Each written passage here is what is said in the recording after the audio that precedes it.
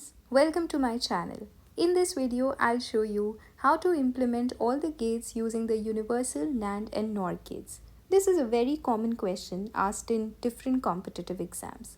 And yes, I also have a shortcut that can help you to remember this very easily. So let's get started.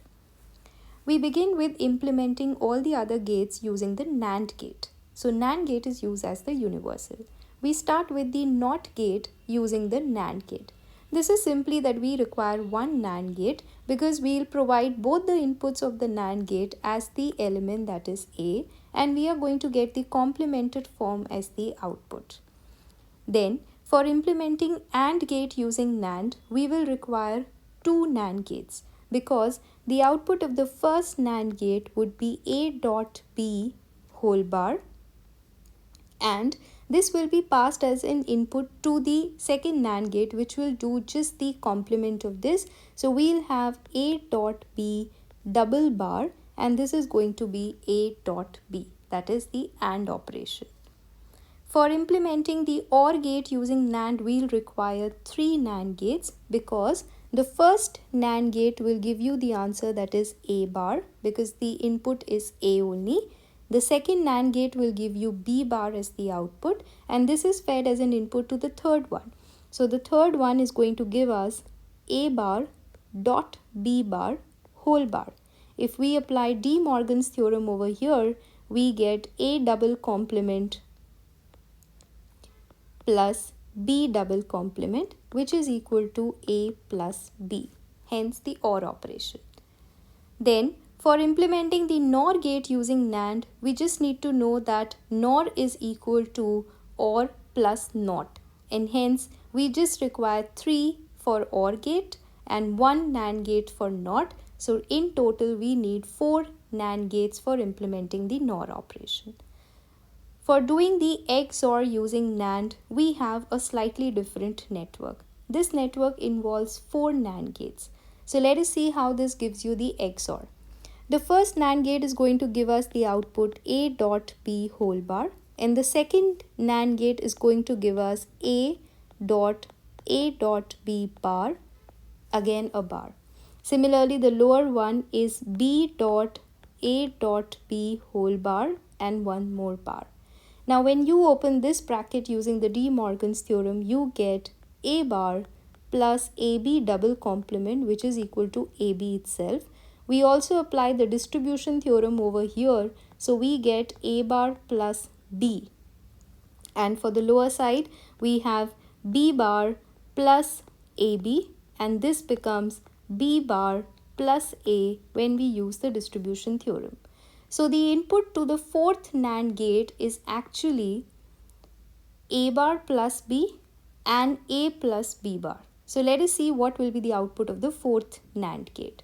So we have A bar plus B dot with A plus B bar whole complement. This will be the output of the fourth NAND gate. So when you solve it, then we just try to open up the brackets inside and we'll get A bar B bar plus AB, because when you multiply the term A bar with A, it becomes 0, and B with B bar becomes 0. So hence we have this thing as the result. And if you notice, the inside operation is for the XNOR gate. That is the logical expression for XNOR. So when you're doing the complement of XNOR, we are getting XOR. And hence this network of 4 NAND gates is providing us the XOR as the output. Moving on to how will we implement XNOR using NAND. It is very simple. You just need to follow the above network that we had just learned with another NOT gate. So in this case, we'll have a total of 4 plus 1, which is 5 NAND gates. Now let us implement all the gates using NOR gate, which is also a universal gate. So for doing not using NOR, require just one NOR gate, and both the inputs of this NOR gate are the element, that is A, and hence you get the complemented form as the output. For implementing OR using NOR, we just require 2 NOR gates because the first output is going to be A plus B whole bar, and the second NOR gate will give us just the complement of this, So this will be equal to A plus B, which is actually the expression for OR gate. For implementing AND using NOR, we require 3 NOR gates. This network is very similar to the network that we had studied for OR implementation using NAND. In this case also, the first upper gate is going to give us the output A bar and the lower one is B bar, and then the third one is giving us A bar plus B bar whole bar. You open it with the help of De Morgan's, you will get A double complement and with B double complement, and this is equal to A dot B, and hence we have the AND operation. Similarly, for doing NAND using NOR, we require the above network to be followed with another NOT gate. So this will make us equivalent to 4 NOR gates required for implementing the NAND gate. For implementing the XNOR using NOR, we have the similar network that was used for XOR using NAND. This also has 4 NOR gates involved, but this time it is going to give you the XNOR operation. So let us check. The first NOR gate will give us A plus B whole bar, and the second one will give us A plus B whole bar and one more bar, and the lower one will give us B plus A plus P whole bar and one more bar. So when you open this, as per the De Morgan's law, this is A bar dot with A plus B double complement, which is A plus B. You open the bracket, you will get A bar dot B, because A bar dot A is 0. Similarly, the lower side we are going to get B bar dot with A plus B, and this will be equal to AB bar.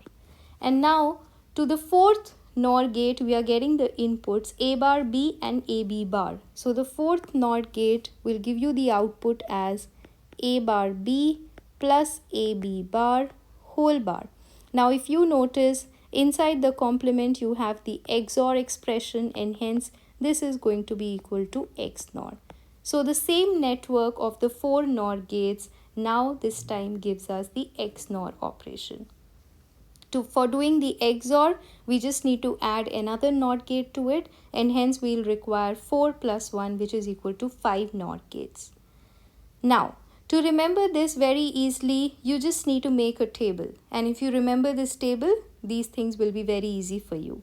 So let us just assume that we are writing the logic gates in one of the column, and then the number of NAND gates and the number of NOR gates required, and we'll fill this one by one. For the NOT gate, each of this would require only one gate that is possible. So NAND gate is also 1, NOR is also 1 for the NOT operation. For implementing AND using NAND, we require 2 NAND gates, and similarly for implementing OR using NOR, we require 2. Then for implementing OR using NAND, we require 3, and for implementing AND using NOR, we require 3. For XOR using NAND, we require 4, and for XNOR using NOR, we require 4. And then for XNOR using NAND, we require 5, and over here 5 will come over this place where we are implementing XOR using the NOR gate. And then obviously number of NAND gates required for NAND gate itself is 1, and NOR required for NOR is itself 1. But when you are implementing NAND using NOR, you require 3 plus 1, which is equal to 4, and over here also we require 3 plus 1, which is 4. Now if you just notice the pattern of the inputs that you are making, this is simply 1, 2, 3, 4, 5, and this is also just like that, but a little bit positions are changed. We have 1, and then 3 and 2 are shuffled, and then 5 and 4 are shuffled. And over here also you have 1, 4, and at this side you have 4, 1. So this tabular representation can simply help you to memorize this, and yes, you will learn and you will never forget how many NAND gates or NOR gates will be required for each of this. This is a very common question in various competitive exams.